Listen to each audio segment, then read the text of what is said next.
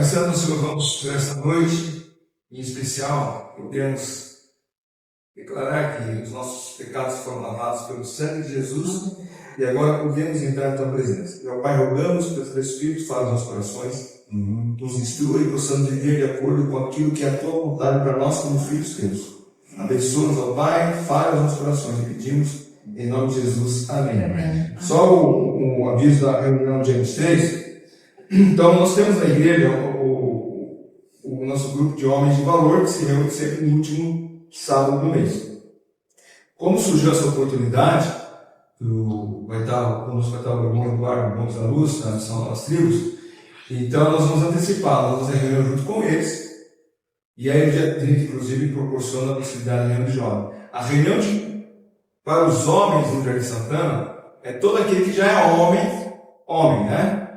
Então, aqui dos jovens, adolescentes, já podem estar participando conosco nessa reunião. O Pedro anunciou que é das 10 às 4, mas acho que é das 10h30 às 4h30. Eu preciso confirmar direitinho. A partir de semana agora já vamos ter na arte, nos avisos da igreja, nós vamos colocar ali, e aí eles vão poder ficar por dentro dessa... Eu estou sendo mimado agora. Cada dia é um que traz água. Obrigado. Hoje não? Obrigado. Deus abençoe. A mensagem que eu gostaria de trazer essa noite para os irmãos é a respeito de um sentimento que muitas vezes nós nutrimos e muitas vezes não sabemos como lidar com ele em nossas vidas, que é o sentimento de ira, mágoa e amargura. Eu creio que talvez nenhum problema assole mais as pessoas em nossos dias do que a ira. É impressionante. Nós vemos na televisão, recebemos pela internet, ataques de pessoas com fúria de ira, discussão de trânsito, na fila de um banco, no supermercado, do nada. E essa semana que passou, não sei qual foi o contexto, mas nada justifica, um rapaz que ele desferiu 61 socos na namorada, né? Dentro do elevador. Se isso não é um ataque de ira, eu não sei o que é. Não sei qual foi o motivo, se ela não gostou de alguma coisa que ele fez, ou ele não gostou de alguma coisa que ela falou, enfim, mas não justifica. Mas o mundo, ele vive isso, né? É uma tendência universal, prevalece em todas as culturas. Não é só rico, não é só pobre. Às vezes a pessoa fala, isso aí é coisa pessoal que vive na baixa renda. Não. Sociedade média, pessoas ricas também têm experimentado esse tipo de sentimento, né? As gerações. E ela permeia a sociedade e acaba influenciando as pessoas, né? Algumas não conseguem, elas não conseguem lidar com isso. Aí é um fato, no mundo caído. Vemos lá desde o início, né, quando Caim ele mata Abel, e as pessoas elas podem não chamar de ira, às vezes elas querem trazer um outro rótulo, especialmente pessoas que trabalham com comportamento humano, tentam desvincular essa palavra e usam palavras como frustrado. Ele ficou frustrado, machucado, atribulado. Talvez o mais próximo que chegam ao que a Bíblia chama de ira é irritado. Agora, qual a diferença entre irritado e irado, né? Geralmente, o irritado indica um nível de raiva mais leve e pontual, enquanto o irado, ele sugere uma raiva mais intensa, profunda e que vai, de fato, né? Muitas vezes, a ações físicas, né? E indicando uma grande fúria. Mas a Bíblia, conforme nós vemos, ela trata da ira, ela indica esses traços e elas têm alguma coisa em comum. Ela fala muito a respeito da ira. Nós temos um texto agora de 1 Samuel a respeito de Saul, e a Bíblia nos fornece, não apenas ela nos aponta para a ira como uma ação pecaminosa, mas também ela nos fornece respostas para os problemas relacionados a ela. É possível controlar a ira? É lógico que é possível. devemos controlar a ira, né? Agora, compreendendo a ira, né? A ira, ela é geralmente uma resposta. Não é algo que fazemos, nem uma coisa ou substância que temos. Ela, na verdade, é uma reação da pessoa por inteiro. Ou seja, ela envolve a percepção, a afeição, a vontade, as emoções da pessoa. E isso, então, faz com que ela reaja. E ela vai responder a ira, ela vai responder a algum estímulo provocador. Né? E uma pessoa que não sabe controlar, qualquer fagulha já é um estupim, já pode explodir. E essa provocação, ela pode ser algo, geralmente, né, ela diz algo da pessoa, né? A gente geralmente nem gosta de ficar perto, nós vamos ler uns versículos aqui que nos aconselha, inclusive, a ficar longe de pessoas assim. Agora, a ira, ela vai responder a algo, como falamos, que nos ofende, que nos agride, ou fisicamente, mas geralmente é intelectualmente, né? Algo que nos falam, e então a ira, ela vai tomar uma postura ativa para se opor àquilo que nós julgamos estar nos ameaçando. Então, uma pessoa que fala algo contra nós ficamos irados contra ela porque ela está se opondo e ela é uma ameaça à nossa vida. E podemos ainda acrescentar alguma coisa que muitas vezes nós esquecemos, mas que é vital na nossa descrição. Assim como todo comportamento humano, a ira ela é manifestada perante Deus.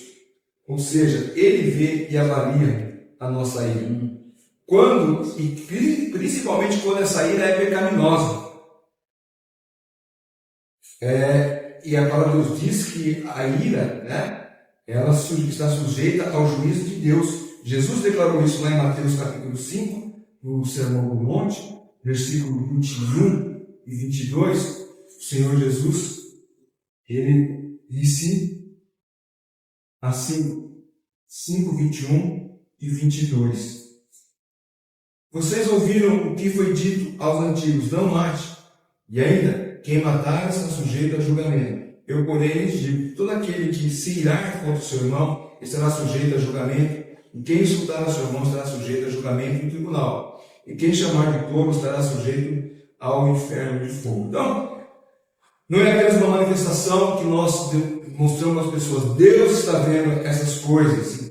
E qualquer um que se irar, e João fala lá em 1 João 3,15, qualquer um que se irar contra o seu irmão, Jesus falou que está sujeito a julgamento, e João fala que nos tornamos assassinos, né? João 3, versículo 15. Todo aquele que odeia o seu irmão é assassino. E vocês sabem que todo assassino não tem vida eterna perante si. Então é um caso, é uma emoção que nós devemos entender e aprender a controlar e a rejeitar nossas vidas. Agora, nesse momento, você deve estar se justificando, talvez justificando a sua ira, com o texto de Efésios 4, 26, né? Mas a Bíblia diz, irai-vos, mas não pecais, né? Ou que você pode ficar irado, mas você não pode pecar, né? Geralmente é essa a nossa postura em defesa, quando alguém fala para nós, olha, você está demonstrando uma ira muito grande, que você fala, mas a minha ira, a Bíblia ela autoriza, porque ela mesmo diz que nós podemos ficar irados, né? 4:26 eu mencionei, né? Fiquem irados e não pequem, não deixe que o sol se ponha sobre a ira de vocês. Mas que tipo de ira é essa que Paulo está mencionando aqui? Que tipo de ira nós podemos até demonstrar, mas que não leva ao pecado? A Bíblia nós encontramos 4 categorias de ira. A primeira é a ira justa de Deus. Então, o nosso pecado merece o juízo de Deus. Lá em Salmo 7, versículo 11, o salmista declara: Deus é justo juiz, Deus que sente a indignação todos os dias. Então essa é uma ira justa de Deus contra o pecado. Isaías 34:2 também o profeta nos fala ali: não clamará, não gritará. Desculpa, eu li 42, né? Isaías 34:2. Eu abri no 42, já achei que estava na parte, né? 34, versículo 2. Porque a indignação do Senhor está contra as nações. A ira do Senhor está contra as nações, e o seu furor está contra todo o exército delas. Ele as destinou para a destruição e as entregou à matança. Essa é uma ira em que o próprio Senhor Jesus fala ali em João 3,16, que sobre aquele pecador que não confessa a Cristo como Salvador, sobre ele permanece a ira de Deus. E graças a Deus que nós não estamos debaixo da ira de Deus. Se você já confessou Cristo como Salvador, graças a Deus a morte de Cristo, como nós vamos entrar hoje à noite na tua ceia, ela é uma morte substitutiva, ela afasta a ira de Deus, porque todo aquele que crê na obra de Cristo, a merecida ira de Deus não cai sobre ela, porque o Senhor Jesus Cristo pagou o preço dos nossos pecados. Então nós estamos perdoados. Mas aquele que não confessa a Cristo, aquele que rejeita o Evangelho de Cristo, João fala sobre ele, permanece a ira de Deus. Em 1 Pedro 2:4 ainda lemos assim: carregando ele mesmo em seu corpo sobre o madeiro os nossos pecados, para que nós mortos para os pecados vivamos para a justiça.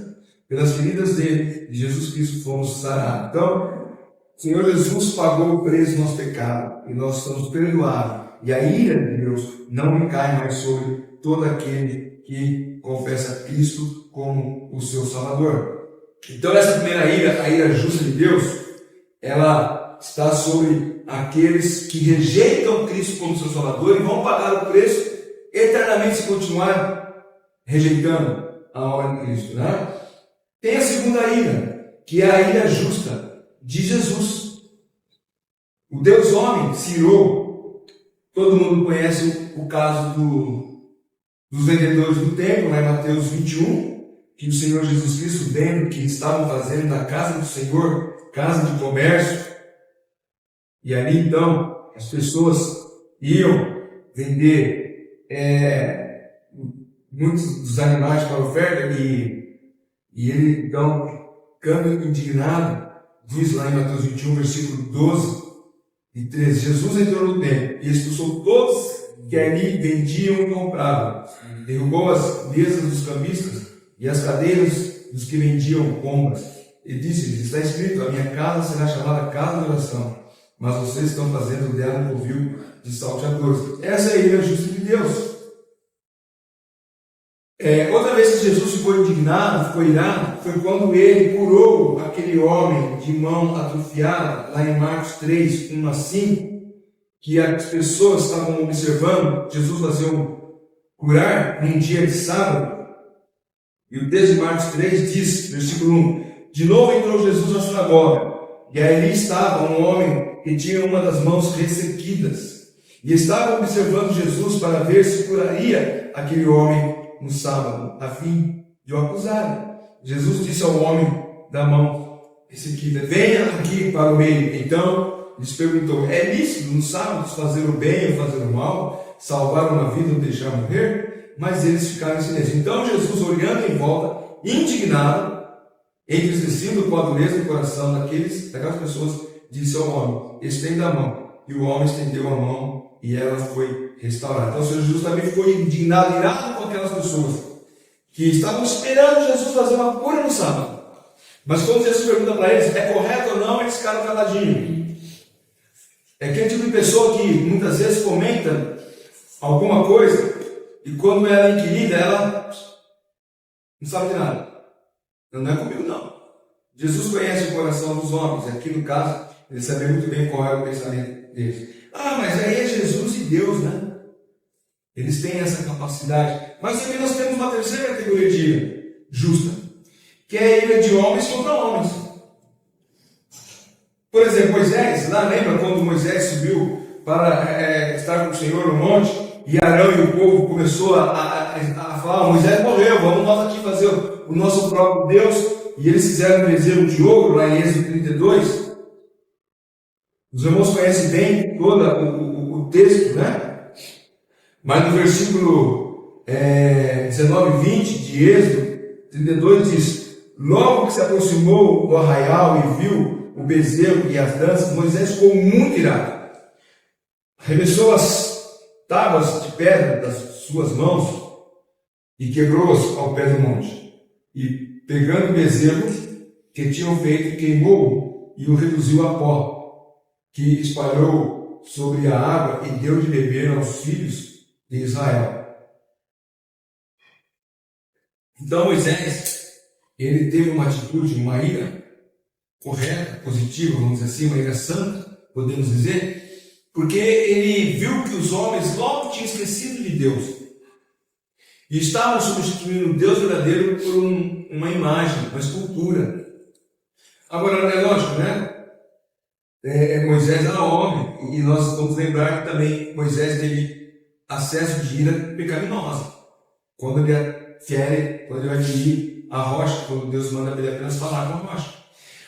Saul, que acabamos de ler, que teve um acesso de ira contra Davi, ele também teve uma ira justa quando soube que os profetas de Naás propôs para o povo de Jabes de Gileade, lá em 1 Samuel capítulo 11, vamos ler do versículo 1 Samuel 11, do versículo 1 ao versículo 6.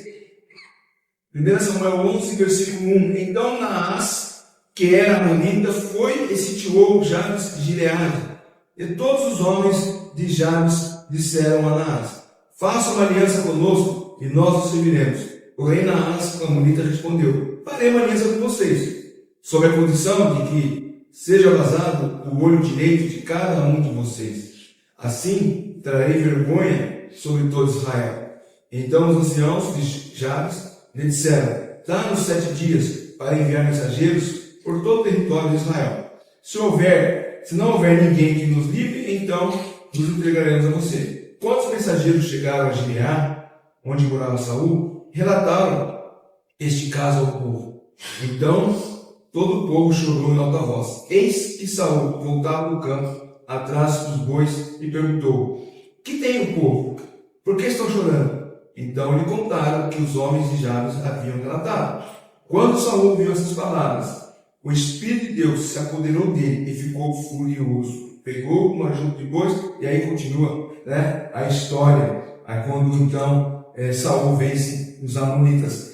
Então são homens, exemplos de uma ira justa de homens contra outro homem, contra uma ação de um homem. E como eu disse mesmo, esses homens em algum momento se irritaram, se iraram de maneira pecaminosa. Mas tem essa ira, que é a quarta categoria da ira, que nós queremos tratar essa noite, que é a ira pecaminosa. A expressão de ira pecaminosa, ela se revela através das palavras, das ações, né, ações e que muitas vezes elas são feridas e destrutivas, né? As pessoas agem ali, elas não apenas pelas palavras, muitas vezes proferidas, mas ela vai agir fisicamente contra alguém. Agora é difícil, né, diferenciar a ira justa da ira pecaminosa. Nós temos motivo de ficar irado com ações pecaminosas de muitas pessoas. Mas qual que é a diferença? Né? Embora possamos justificar a nossa ira com o argumento que ficamos irados porque somos provocados a isso, nos sentimos o direito de irar contra outra pessoa, o que muitas vezes queremos é até mesmo equiparar a nossa ira, como muitas vezes, né, vemos por aí. Mas o Senhor Jesus Cristo, ele demonstrou uma ira contra aqueles mercadores no templo. Nós vemos Moisés demonstrando ira contra aqueles homens de Arão que fizeram bezerro de ouro, mas que aquilo que nós chamamos muitas vezes de ira santa, né? Que podemos muitas vezes demonstrar através de alguma atitude ou manifestamos de uma forma, né? Mas a ira ela é justificada, ela é justa, ela é santa, quando, por exemplo, ela reage ao pecado real. Agora é interessante, não é contra alguém que violou nossas preferências pessoais, mas contra o pecado.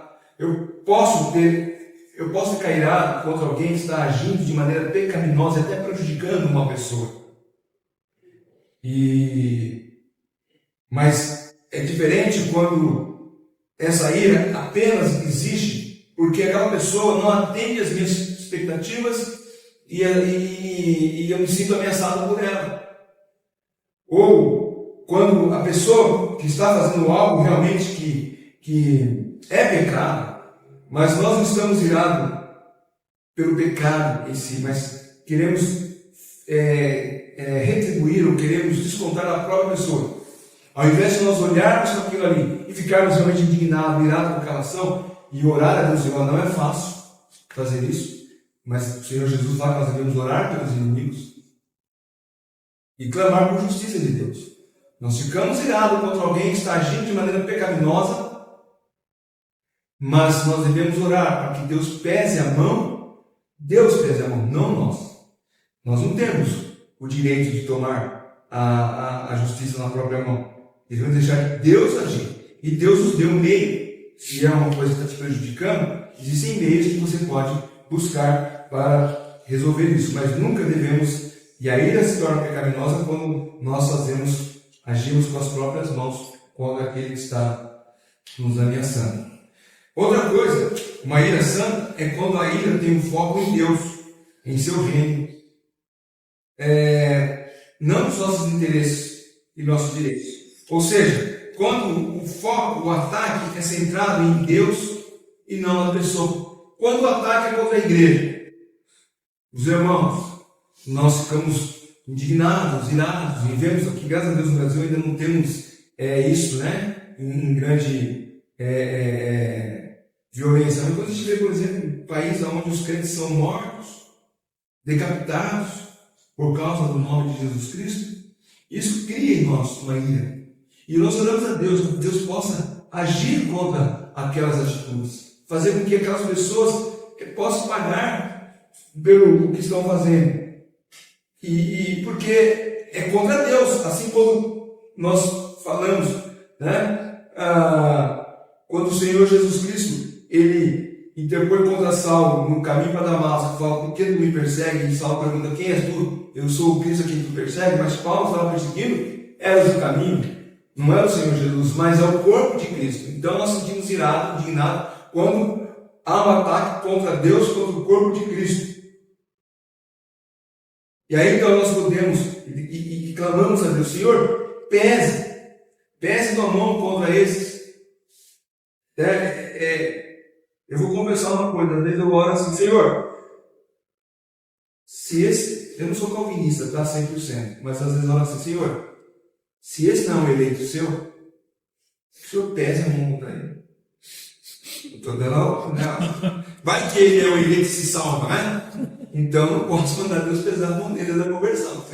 Mas às vezes eu falo: Senhor, olha o que o fulano está fazendo, Senhor, se ele não é um filho teu, se ele não vai se converter, se ele não é para a tua glória a vida dele, pese a mão sobre ele, que ele pare de fazer isso. Olha o mal que ele está fazendo contra a vida das pessoas. E nós oramos assim: é possível discernir a ira justa da pecaminosa? Sim, por 3 perguntas. Primeiro, será que a pessoa que pecou contra nós, ou será que sou eu que estou incomodado com ela? Às vezes você está irado com a pessoa porque você está incomodado com ela. Ela é diferente. É uma pessoa, por exemplo, alegre, e você é uma pessoa mais retraída, e você fica irado com ela porque ela está sorrindo, você está sempre brincando, né? E a pessoa fica irada porque você é uma pessoa alegre, uma pessoa feliz. Então, é um pecado? Não. É pecado ser alegre? Não. Mas tem gente que se incomoda e fica irado, e até tenta prejudicar, né? Quero ver, eu vou fazer uma coisa para ele, quero ver se ele vai continuar com um sorriso no rosto, né? Então, essa pessoa, ela está pecando ou é apenas algo que incomoda? Puxa vida, eu estou incomodado com a atitude do Nilson. E está me dando uma raiva, uma linha assim, uma vontade de.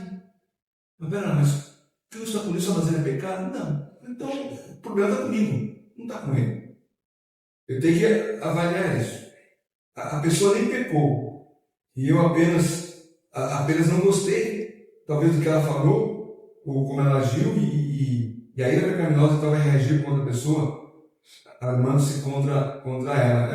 Eu falei com Deus, eu lembrei uma história que ele contava, né? Ele conta ainda, que ele está vivo, né? E um vizinho, um rapaz queria uma ferramenta para consertar um negócio em casa, e meu vizinho tem. Aí ele começou a ir para casa do vizinho, mas se meu vizinho chega lá e falar que não pode emprestar, eu sei que ele tem a ferramenta. Ele vai, se ele falar que está quebrada a ferramenta, ou se ele falar que a ferramenta foi emprestada para outra pessoa, talvez a ferramenta não está com ele, e foi começando a maquinar. Aí toca a campainha, o rapaz saiu e falou, não quer emprestar, não empresta. Ele já criou um sentimento de raiva contra a pessoa na cabeça dela. E nós temos que aprender que muitas das nossas batalhas passam pela nossa mente, pelo nosso coração. E nós temos que avaliar o que eu estou sentindo contra aquele irmão. É um pecado que ele está realmente fazendo ou é apenas um incômodo que eu tenho do jeito dele ser?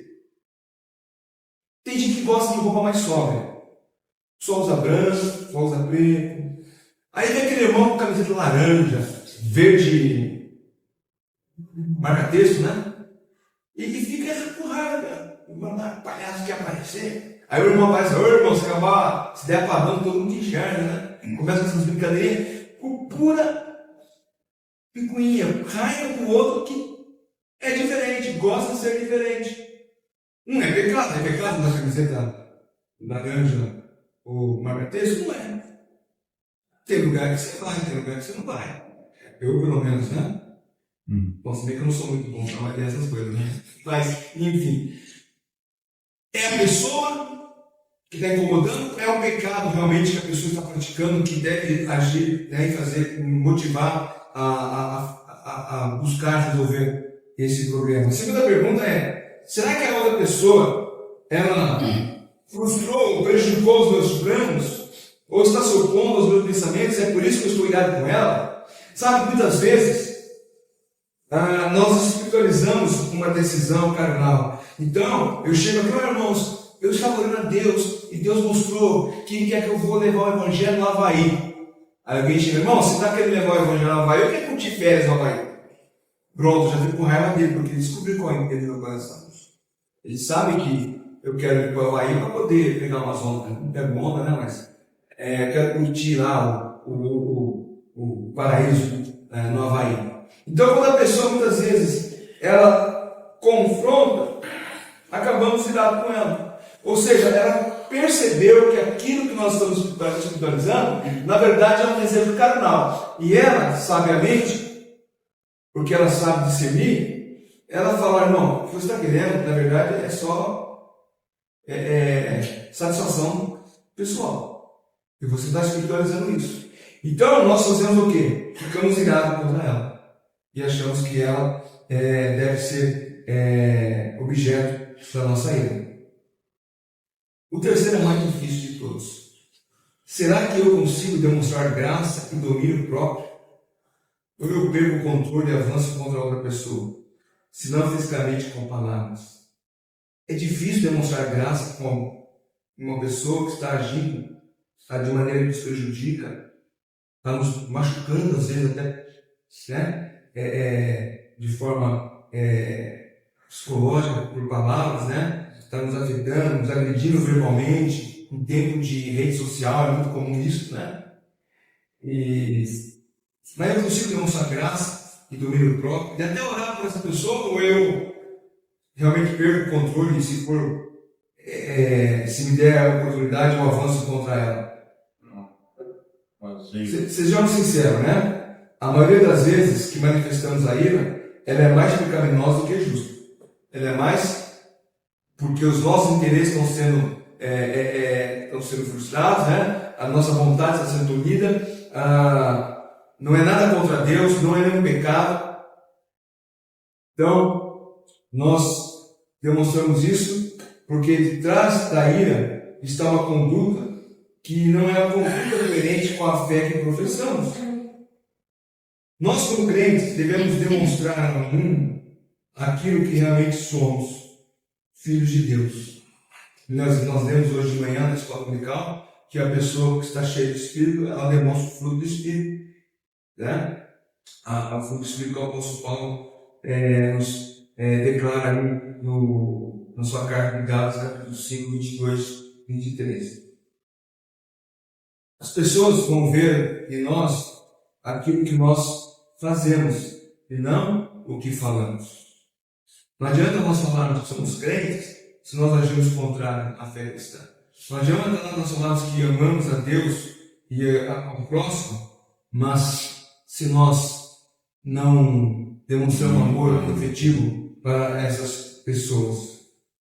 Então, quando manifestamos a ira pecaminosa, isso revela mais de nós mesmos do que aquilo que dizemos ser. Ou seja, isso vai acontecer de várias maneiras. Primeiro, dizemos que amamos a Deus e ao próximo, mas odiamos os nossos irmãos e não gostamos de estar na casa do Senhor. É interessante. Ai, como eu amo a Deus. Mas nunca estava na casa do Senhor. Nós estávamos conversando no almoço hoje, né?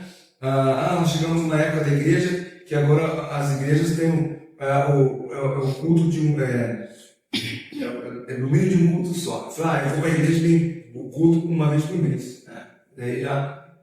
Porque as pessoas muitas vezes, eu amo a Deus, mas não tem interesse nas coisas de Deus.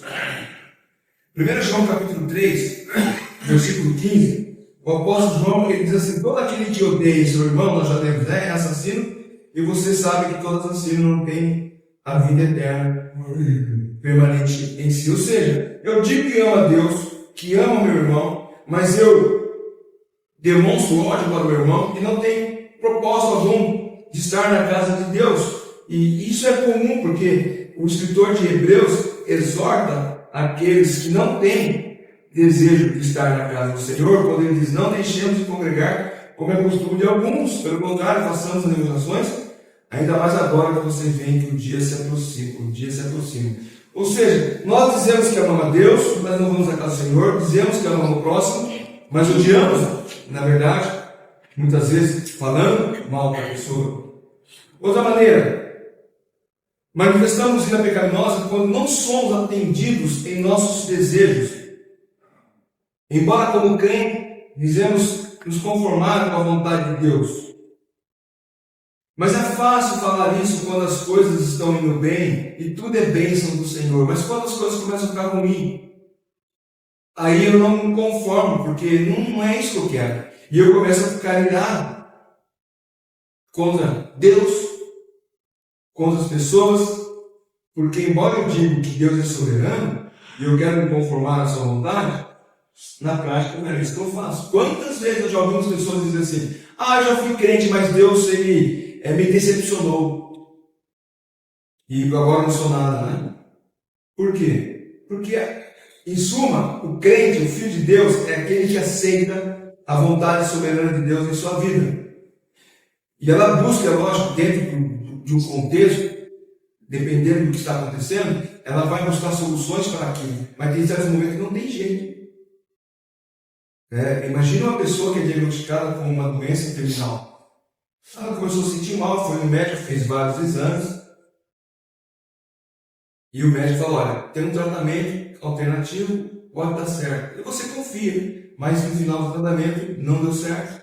O médico falou: infelizmente, seus dias estão se acabando. E a pessoa fica revoltada com isso. Mas você confia ou não confia nisso? Às vezes você vai no médico, tem uma doença, o médico passa um procedimento, você faz uma cirurgia, você é curado. Como Deus é bom, soberano. Mas quando Deus nos responde da maneira que nós queremos, Deus não é bom e soberano, aí ficamos irados. Eu já vi pessoas falar: eu estou com raiva de Deus, sim. Por quê? Porque Deus não fez a sua vontade. O Deus não atendeu às suas expectativas. É muito comum isso acontecer. As pessoas tentam manipular Deus. Eu preciso de algo, eu quero algo, eu vou orar a Deus. Então eu vou fazer tudo aquilo que agrada a Deus. Eu vou ler a Bíblia, eu vou orar, eu vou na igreja. Aí a hora que eu consigo aquilo, eu já esqueço de dormir. Eu estava hoje de manhã lembrando acho que foi na virada do século. Na virada do primeiro milênio, eu acho. De 1000 para 2000. Não, de 900 para 1000, né? Ou foi, acho que não foi na Segunda Guerra Mundial. Foi uma coisa que eu vi. As pessoas, foi na Segunda Guerra Mundial, as pessoas estavam vivendo despreocupadas, os crentes despreocupados, vivendo a sua vida lá. De repente estoura a guerra, a Europa toda envolvida, e diz que nunca se viu tanta gente indo para a igreja como naqueles dias, buscando os benefícios de Deus. A guerra acabou e as pessoas se afastaram.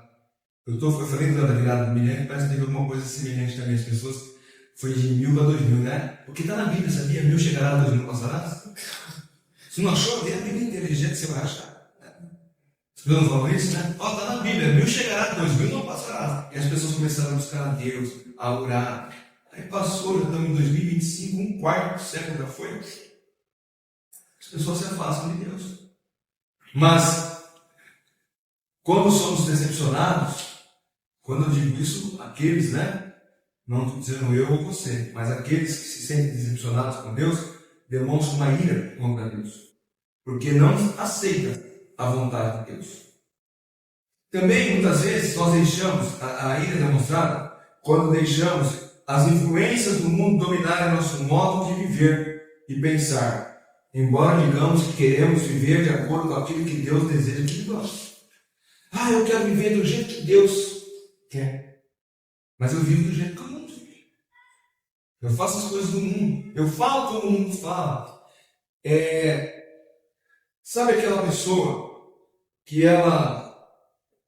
quando ela vê um filme e se identifica tanto com o personagem que ela começa a viver como personagem? Então ela começa a viver e agir como personagem. É isso. As pessoas elas vão se moldando, e Paulo fala em Romanos 12, que nós não devemos nos conformar a esse mundo, né? Devemos nos moldar. Romanos não, 1 Coríntios, né? Nós temos de manhã também, né? Romanos mesmo. Estou confundindo lá. Romanos 12, né? A gente está ainda.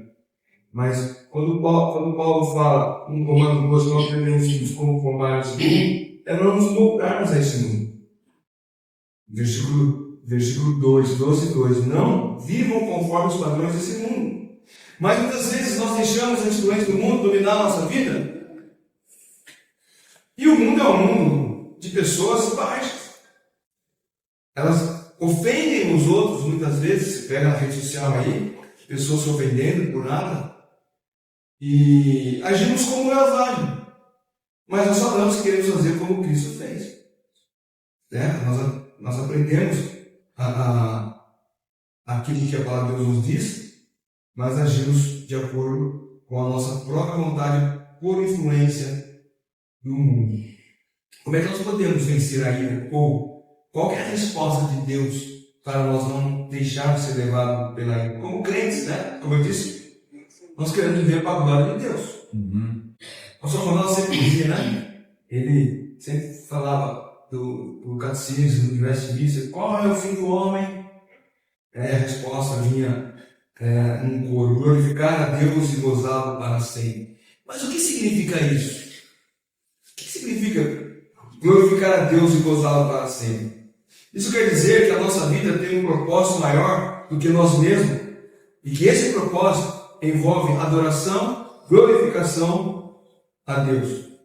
É viver de forma a refletir a glória de Deus e encontrar alegria e satisfação na comunhão com Ele para toda a eternidade. Isso é glorificar a Deus e gozá-lo para sempre. É viver a nossa vida satisfeita na comunhão com Ele, alegres, independente das situações que nós estamos enfrentando.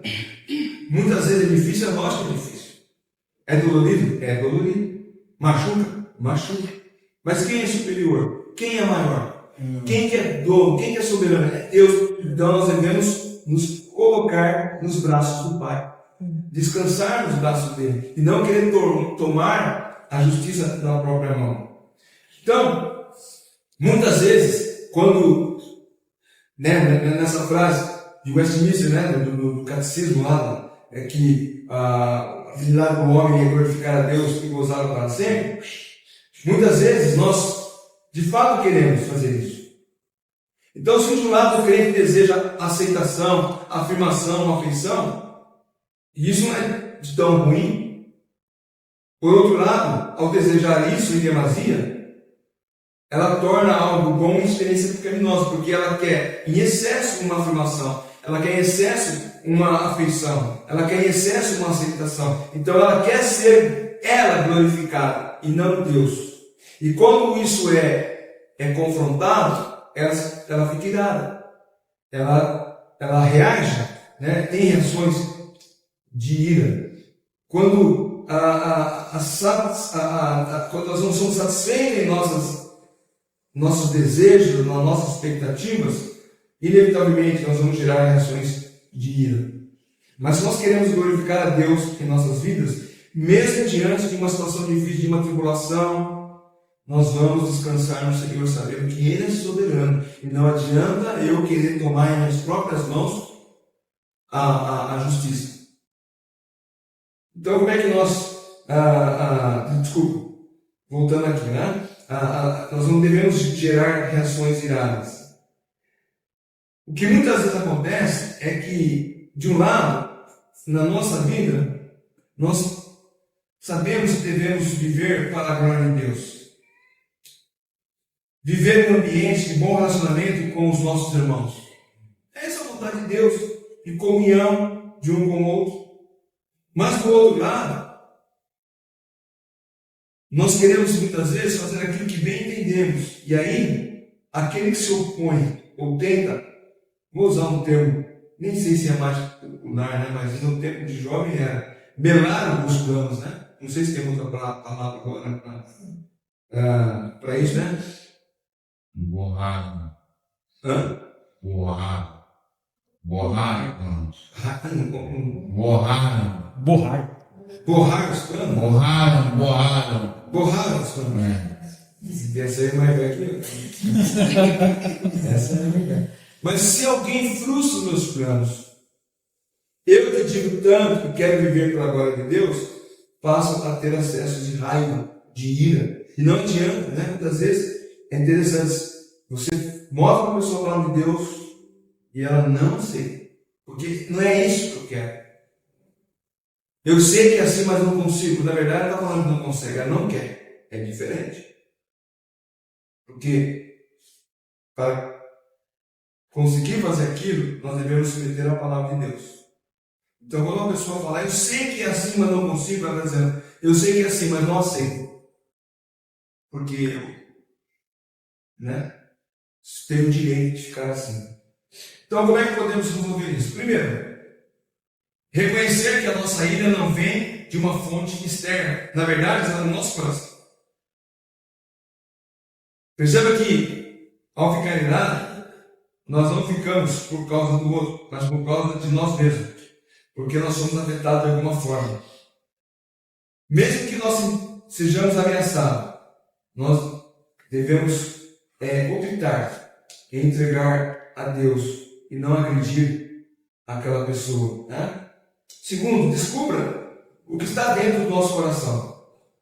Quando Davi orou a Deus, que Deus sondasse o seu coração, para ver se havia algo que estivesse levando ao caminho do mal, lá em Salmo 139, né? Nós até cantamos esse hino. Ele queria, ele pediu a Deus, né? Embora Davi conhecesse a si próprio, ele queria conhecer melhor ainda as suas ações e queria corrigir o seu caminho. Senhor, o que tem no meu coração que ainda me leva a agir dessa forma contra aquele irmão, ou daquela irmã, ou daquela pessoa, ou do meu chefe? O que está no meu coração? Mostra para mim. Então nós devemos buscar a direção de Deus. Sondar o coração. Se de repente aquilo que está te motivando a ter ira não é inveja, uma ambição egoísta, buscar, né, e desejar ter a sua vida controlada pelo Espírito Santo, Nós estamos estudando na quinta-feira Tiago, né? Já passamos por Tiago capítulo 3 e já estamos terminando o capítulo 4. Mas a lista que Tiago faz a respeito disso amizade comum é um adultério espiritual contra Deus que nos pode levar a um acesso de ira. A sabedoria do mundo, que Tiago fala que é demoníaca, muitas vezes também nos leva a agir com acesso de ira. Muitas vezes nós brincamos de Deus quando julgamos o próximo e determinamos qual que é o veredicto que vamos dar contra aquela pessoa. Então Tiago fala isso no capítulo 3, leia, capítulo 3 e 4, que você vai ver isso. O coração arrependido, ele irá conduzir uma mudança de comportamento em todas as áreas da vida. O coração arrependido muda o foco da vida, mesmo de forma que ele vai voltar não para si próprio, vai voltar para Deus. E nós vamos poder falar como Paulo fala em Gálatas 2:20, né? Que não sou eu que vive, mas Cristo vive em mim. Então, não sou eu que vive, Cristo vive em mim. Mas será mesmo que eu manifesto essa vida de Cristo em mim ou não? Ter uma mente renovada, nós vamos nos livrar de palavras e excessos de ira. Nós vamos substituir palavras de ira por palavras que edificam. Vamos demonstrar bondade, compaixão e perdão. Como eu disse, não é fácil. Você ser agredido por alguém está fazendo mal para você, e você ainda orar para aquela pessoa e demonstrar bondade, é só mesmo controlado pelo Espírito Santo. O problema é que, para ser controlado pelo Espírito Santo, quem esteve na escola dominical de manhã, nós aprendemos, né? Comunhão com Deus, leitura da palavra, oração, comunhão com os irmãos. Eu não faço nada disso. Aí fica difícil, né? O Espírito Santo nos controlar. Irmão, se tudo que eu falei não convence de que é necessário abandonar uma vida de ira, de amargura e mágoa, talvez o Espírito Santo possa te convencer de que, além de ser algo que desagrada a Deus, então, tudo que eu falei aqui é porque é pecado, desagrada a Deus. Mas tem um outro argumento, talvez, que vai te chamar a atenção. É um argumento científico. Que um coração irado, ele não apenas arruína a saúde espiritual, mas também a saúde física. A pessoa é afetada fisicamente. Mais ainda, ela vai arruinar os relacionamentos com os pais, com os filhos, com os irmãos, com a esposa, com o marido, com os amigos. Todos são afetados. Quando nós não percebemos que os nossos ataques de ira afetam outras pessoas, nós começamos a sentir um certo isolamento. Porque ninguém gosta de viver, ou ninguém gosta de conviver com pessoas assim. Provérbios capítulo 15, Provérbios tem vários versículos que nos falam a respeito disso. Eu selecionei 3 aqui. Provérbios 15, 18. Quem se irrita facilmente provoca discórdia, mas quem é tardio em ficar irado acalma os conflitos. Então, a pessoa que se irrita, ela provoca discórdia. Mais ainda, 22, 24. Provérbios 22, 24. Não faça amizade com quem facilmente fica irado. Não ande na companhia de quem é agressivo. Alguém vai querer andar com uma pessoa que facilmente se ira? Não. Você vai andar com ela. Vamos no shopping. Aí você vai com ela. Qualquer coisa que alguém faz na frente dela, lá, ela já fica irada, começa a esbravejar, começa a xingar. Ninguém gosta de conviver com pessoas assim. Ainda no Provérbios 14, versículo 17, ele diz: quem logo se irrita comete loucura. E aquele que tem más intenções será odiado. Então, por que eu vou dar para uma pessoa que ela facilmente fica irada? Ou, quem vai querer andar comigo se eu facilmente fico irado? Farol, ele mal abriu, eu já estou gritando pro cara, sai da frente, meta a mão na buzina. Geralmente, quando o farol abre e a pessoa não abre, eu conto até 10. Porque aí eu sei que ela está no celular. Aí eu dou uma buzinadinha, aí a pessoa vai. Mas é uma pessoa que fala, não, me deixa ajudar. agindo de forma agressiva. E nós, como crentes, não devemos agir assim. A nossa ira é pecaminosa e ela desonra a Deus. Ela ofende a santidade de Deus. E isso deveria ser a nossa maior motivação em abandonar a ira. Porque nós devemos honrar a Deus. Se nós somos salvos para honrar a nosso Deus. Nós possamos entender isso, buscar em Deus ajuda para vencermos a ira, honrar o nome de Deus acima de tudo. Amém? Amém.